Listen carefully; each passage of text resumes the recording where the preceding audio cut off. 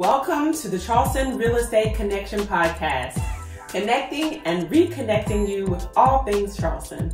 I am your host, Nia Joy, your Golden Realtor, licensed in the state of South Carolina. Welcome to the show. It is. It's whistling. Take these off. All right. Welcome to the Charleston Real Estate Connection Podcast. I am your host, Nia Joy, your Golden Realtor, licensed in the state of South Carolina. I have with us a very unique guest. She is actually a South Carolina native, although I don't know how much of a native she is at this point, because I feel like once you've lived in another place longer than where you grew up, I don't know. I'm always a Carolina girl. You always? Okay. Because I don't know. It'd be interesting to see if she comes back home, but Never know. we have with us Timisha Porcher of ToolBox Divas. You probably have seen her on Facebook and Instagram. She has totally inspired people like me who know nothing about between a hammer and a wrench, although I can be kind of handy. Timisha, welcome to the show. Thank you for having me. I'm so excited because I've had the opportunity to engage with your post for the past, I don't know, maybe year or two. I don't know. I actually stumbled upon it like on Facebook. Somebody, I think, shared something or invited me to the group because the following was so big. So how in the world did you get involved in DIY projects? I was broke and I needed to get something fixed. So that's really what it started off as. Okay. And being, coming from the country, when something breaks, you got to make it work. That is. And so I just learned how to basically get in there and try and fix it because funds were limited and my family lived a little further away than just a 20-minute drive. Okay. Fair enough. So you didn't pick up the phone. You couldn't pick up the phone and just call somebody and say, "Hey, put together this project, this item for me. I got to figure it out." I've never called anybody and say, "Come put something together." Because growing up in the household with my family, that was never going to happen. I was the one putting stuff together. If my dad wasn't putting it together, because my mama wasn't going to do it. No, it wasn't happening, huh? No. That's why then my uncles, they were always handy. They still are. Pretty good. So you would say being from the South had a lot to do with that. Being a country girl has country girl. Okay, country girl. Correction, country girl. Well, I'm excited to hear more about you and what you've been up to and your story. So I really always start the show with asking people what's their connection to the Charleston area. Well, I am from Alwanda, and my family is still there, and so I'm always connected to Charleston. Oh, high school there. Went to the Academic Magnet. Yeah, that's like the top school, one of the top schools in the country. Did you know that? No. Yeah, since you left in South Carolina, I knew it was doing pretty well, but I haven't kept up with it over the years. So, I mean, all the people I know that went there are like doctors and lawyers and nurses and like pilots and just really influential people, just doing some really good stuff in the community. Well, the people I went to high school with, but the people I was in high school with, they all are doing pretty nice for themselves. Yeah. But I haven't kept up with the rating of the school. Yes. So, applause. And you probably were a part of that because you were one of the earlier classes. Like, yeah, it was a long time ago because I got old. Yeah, like I mean, the building y'all were in, they have a new school now. Because I was at Burke Magnet, and then we moved to North Charleston. Okay, I don't remember where, but it like the Navy base or yes, something like that. It's not there anymore. No, I don't recall exactly where they're at. I had a cousin that went there. She's a dentist. She went there. Yeah, see, she's a dentist. Overachievers with school for no, I'm just kidding. No, but seriously, I've heard people say that before, and I'm like, I don't think so. I mean, listen, I get it. School where you learn how to be a slack. No, I should say, learn to be. That is true. Yes, your way through things. No, I mean, seriously, I'm really impressed. I mean, even people who moved to Charleston, like, it's actually a well sought after school. And being a real estate, this is one of the places. Park Circle. It's being that it's in North Charleston now. I believe the school is still in the Park Circle area. I might want to fact check that. When I was there, the goal of the school was to bring people from all different ethnicities and backgrounds together. Mm-hmm. And from what I do know of the school today, that's not really the case. I'm not sure how diverse it is. That's a good. Yeah, it's become a place where the elite send their kids so they don't have to pay for Portugal or PE. So that's one of the things that kind of that's a little disheartening. Mm-hmm. That's not really the philosophy of what the school started as. Started out, yeah. So, and then a lot of minorities don't get the opportunity to be immersed in that kind of situation. So, see, all the reason for you to come back. You know, drop some things, I wouldn't be an activist now. Yeah. That's what it sounds. I'm hearing that. I'm definitely hearing that. So you're from Onda. You go to Academic Magnet, and which is a hike. If anybody knows, and I don't know the last time you've been here. So my day started off, I get on the bus around 6:15-ish, and I got home somewhere around 4 or 5 o'clock in the afternoon. When did you do homework? On the bus? No, because it's hard. I got motion sickness. So so there were many nights. My nights were long, 12, 1. And you know, it was weird. Like, I think about that now. My mom never like sat up with me and said, go to bed or nothing like that. She knew I had to get homework done. No one ever said that. No. Wow. Well, you know, I always remember you always were really good and, you know, really academically gifted. So I mean, she probably was like, she'll figure it out. She'll be fine. She'll balance it out. You might, I don't know. She never challenged it. She's like, yeah, pretty much. I think it's definitely a different time. She probably wasn't helping you with your homework either. I think they got to a point where it was a little more challenging. She's like, what is this? Like college level stuff. It's impressive. I mean, you have a daughter now. I do. I have an 18-month-old. 18-month-old. Yes. Wow. That's awesome. I know you were saying maybe she might pop in and out, you know. She might. She's got to eat dinner, so. Oh yeah, that come first. When she get a little one, after that, she's probably gonna come looking for you. I understand. Yeah, it's very possible. So you all in Academic Magnet. You go to college. Where'd you go to college? I went to the University of South Carolina. Okay, so that's Columbia. Campus? Yeah. Main campus. Okay. After college, what happened?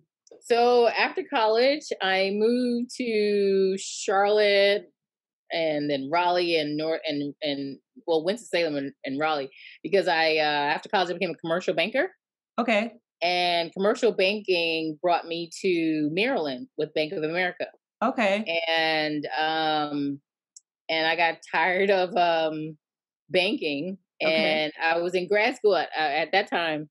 I was in grad school. I went to Johns Hopkins, and I was tired of basically the same thing over and over, and school was boring. So after grad school, I went to community college. Okay. In Maryland. I went to community college and I studied carpentry. So it would be I would on Fridays, I would 4 hours in class learning about like lumber and stuff. That sounds so exciting. That's exciting to me. Like, that's interesting. Maybe, but if I think about it, I might have been a little bit of a loser because I'll be 3-4 hours. I'm after work. I'm on a Friday night. I'm in class learning about carpentry, and that's not the typical thing a girl does around here in their 20s. No, you were a little strange. You probably were a little strange. You probably were a little strange, but I enjoyed life. I enjoyed it. So, in fact, I enjoyed my community college experience more than I did any of my college graduate or undergrad experience. It was more informational, and I got more out of it. So I take it something drew you to taking this class. So I started taking carpentry classes because studying carpentry because I wanted to. At that time, I thought maybe I wanted to. I was doing more of it in my own home. People were asking me for my advice and things, and I was like, okay, well, I can't offer advice if I don't have any professional training because men will challenge me, right? Oh, gotcha. So that was my initial thoughts, and then I got into school, and of course, I'm one of 3 women in the class, right? Yeah, huh? in the class. You're like one of 3 women in this carpentry class. One of 3 women in these classes, and I realized that at the end of the day, once I got out of all this stuff, that men did not actually care as long as I actually had the information that they wanted. They didn't actually challenge me. Wow. In fact, they wanted to learn just as much as the women. See, that's interesting to me. So this leads me into your business love story. So clearly you have a pattern of just kind of absorbing information, being able to utilize it and just make it your own. And you go from being like, I mean, clearly an honor student. You go from honor student to going to college. You're a banker. You know the numbers, and you're like, I'm gonna learn how to do this for real, because this rags to riches story. Because I assume in somewhere down the line, I don't know, were you making money? Was this just a passion for you? Was it a blog? Like, how did it all start? So it's always a passion. So in fact, I will say, doing what I do, you can't do what I do long term if it's not a passion. Otherwise, you'll burn out. Okay. And you don't make money in the beginning. And there are some people that make money right away, but they're few and far between. So you have to love this in order to see this through. Because there are a lot of long nights, and you're working constantly, and your friends are out having a good time. They're at the club, they're buying shoes and clothes and all this stuff. And you're like, no, I need to save my money. I got to do this. I got to do that. And now you're referring to your 20s/grad school at this point? Is that what that time period is? When I started ToolBox Divas. So after grad school, after grad school was when I started ToolBox Divas. So I was already offering services where I would coach people around their home. And I realized, and I read something in some magazine, some article that said, in order for me to get traction on my website, I needed to provide different updates every day to improve the SEO, the search engine optimization. And so I said, okay, well then I might as well just blog a little bit about what's going on in my house and the different projects I'm working on. And then I started doing that. And then people started coming to the website, and I'm like, well, but what about coming to my information sessions too? But more people started coming to the websites than were calling for different coaching sessions. And then I was like, this actually works a little easier with my full-time job. Because I still had at the time, I still had my full-time job. Okay. In banking? You were banking still, a banker? No, I had left the bank and I started working for the federal government. Okay, government. So now I work for the federal government, and I work in healthcare for the federal government. Okay. And infectious diseases. And it is still something that I still do. But so I started the business, and I found that blogging was easier than going to people's houses and doing the coaching. Right. And it still allowed me to still do some work around my house. Okay. And you kind of still was building your following too, right? Because I was. I started doing Facebook Lives for this bigger blog. Okay. And I started doing more YouTube, and I started working with different brands. And my first brand was DAP. DAP is the people who do the cement stuff. Yeah, the glue and the caulk. Yeah, the caulk. Yeah. Yeah. So basically, they're based out of here in Baltimore, and I was teaching at the time at this place called Station North Tool Library. And one of the founders was like, you should meet one of my friends from DAP. She's looking for people to help with some projects. And I met her, the representative from DAP, and she was like, I would like it if you make something for this upcoming event that we're all going to. And this was my first bloggers event. And so she had me make something for it, and that's where things started really catch on. Because from this event, I met I met Home Depot. I met different brands. Okay. And I started working with different brands from there. That's impressive to me. I mean, so what do you think it was? You think it just you being a female? I mean, because at the beginning, I was the first Black everything. So yeah, like I was like the beginning. I kid you not, at that event, I was one of 3 Black people. Timisha, what year was this? About what year was that? 2003, 2015, maybe. Oh, wow. Maybe 2015. That Maybe sounds about right. Because, yeah, I mean, it's not a lot of that stuff happening, you know, and no. And then and then because there already weren't that many women, right. But as right. a Black woman, there just it just wasn't in that many. And then, but over the years, I've seen the community grow, and it's been beautiful to see like the different faces and the diversity within the community, and it's really grown a lot. Yeah, I mean, first of all, the video I remember that really grabbed my attention. Aside from the fact that I knew you, but I hadn't seen you in a very long time. But it would grab my attention is you were like building a whole deck, and I was like, you know, you built a deck, and this is before you had your technically, I didn't build a whole deck. I just redid the railing. Okay, you redid it. Yeah, on that one. First of all, okay, I'm going to put that video in here for y'all to see, because you're going to see why I say she built the deck. And she's going to really downplay it. I get it. Technically, by technical standards, she probably didn't build it. But she like... No. And then I'm be honest. So nowadays, I've learned to be a DIYer doesn't mean you have to do everything yourself. So heavy lifting things can be a challenge for me as I've gotten older. So I do get help with lifting. Okay. Because lumber, like exterior lumber, is super heavy. Right. See, that's a tip for you right there. Don't try to carry it. Yeah, I'm not gonna be like, because some DIYers are like, no, I have to do it all by myself. You do that all by yourself, and you mess your back up. That L4, L5s, just like that. So yeah, no. So I, when it comes to lifting a lot of heavy things, I always get help. Okay. I gotta be smart about things, and I have a full-time job. So if I have a deadline and something's too heavy, I do get help. And I think that's what impressed me. That's what also drew me to it, because I think at the time, I think I was transitioning from government to real estate full time. And so when I saw government real estate, I was working at the VA. VA. Yep. I was working in research. That was something I did since after college. That's why I went to school. I went to school to do research, like scientific research. Nice. And I went from scientific research to clinical research, which is more, health-based. And that's what I was doing. I did that pretty much my whole career. And then the transition was just a smooth one, because I was essentially in sales and didn't know it the whole time.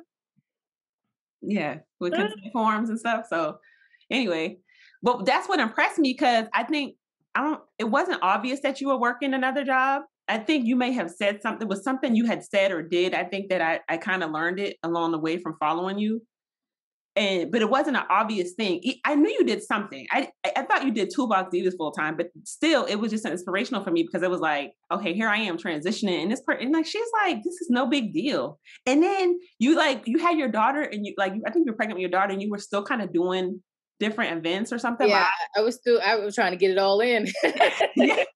Yeah, and that was just like so impressive to me, because I'm like, oh my gosh, she's clearly passionate about this. Thank you. It was a little. At that time, I think I might have thought I was Superwoman, and I thought I'd get all this stuff done because, my first child, I didn't know what I was getting to. Right. You made it look easy, because what is the project that you did? I think it was maybe shortly before you had your daughter. Early on. It was before you knew you were pregnant, or was it like after you had your daughter? Didn't you do something? I thought you had a project that you were maybe blogging about, or... Oh, I always have a project, so I can't remember. I know. I was trying to see if it was one significant to when your daughter was born. I'm trying to recall. So right after she was born, I took on redoing my kitchen at that time. Okay. It was a video I saw. Maybe it was my husband's deck in the backyard. We did his a new pergola in the backyard. Honestly, I watched a lot of videos.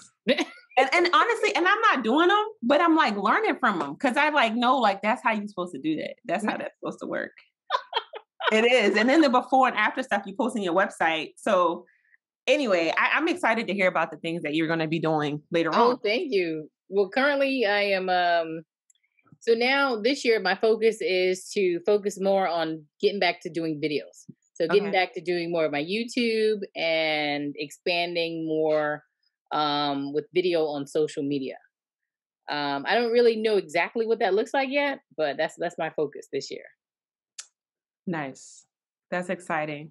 And and doing more renovations before and after, because I do like the renovations. They just took a little longer. Like I've been working on my office, I think, for the last 8 weeks. Are But you it like, looks a lot. It looks a lot different than what it used to. So eventually, I'll be showcasing all of that. oh, so are you doing like, so you doing like mini shorter videos?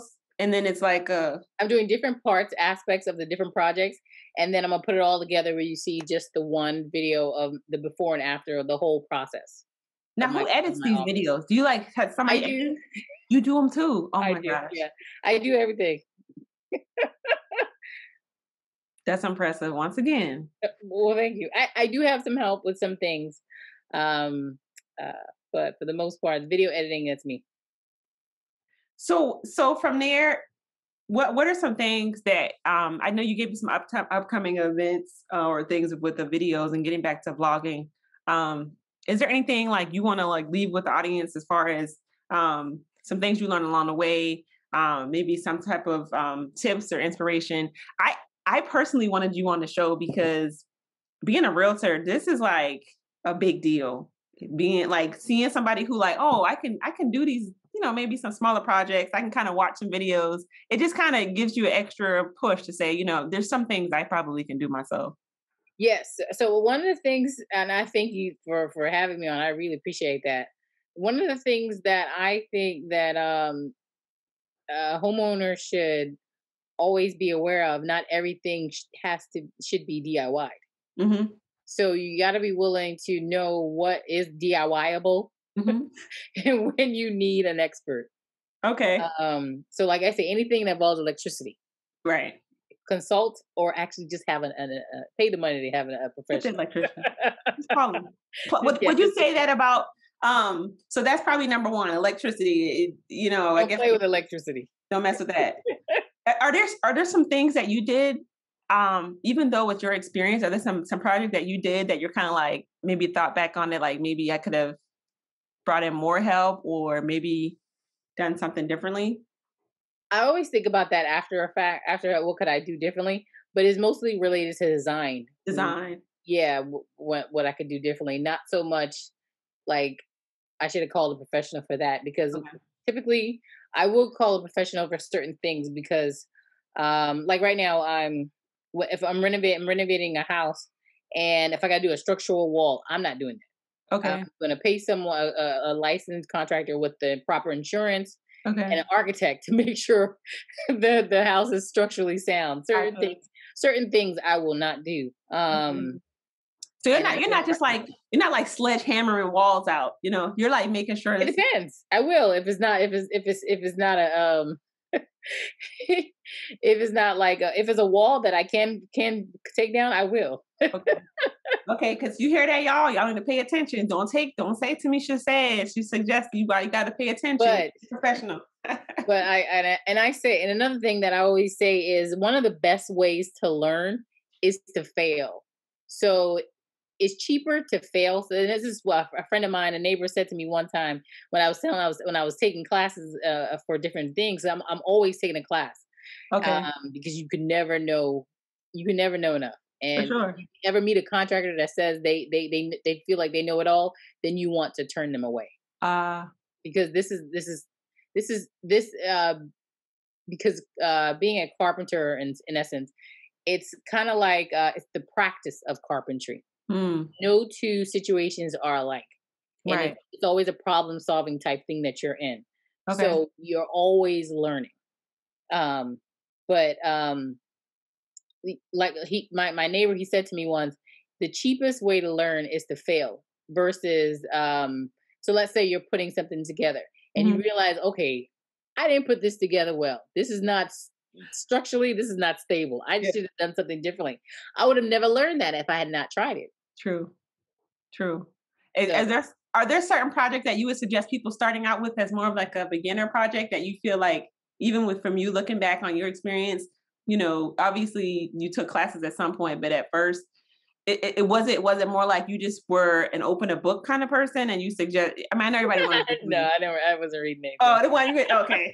What about a video where like you look, I mean, YouTube wasn't really huge back when you probably were in college as much as it now, probably, if I had to guess. So the first thing I would say, what started everything with me was basic things around the house, like putting up my own curtains.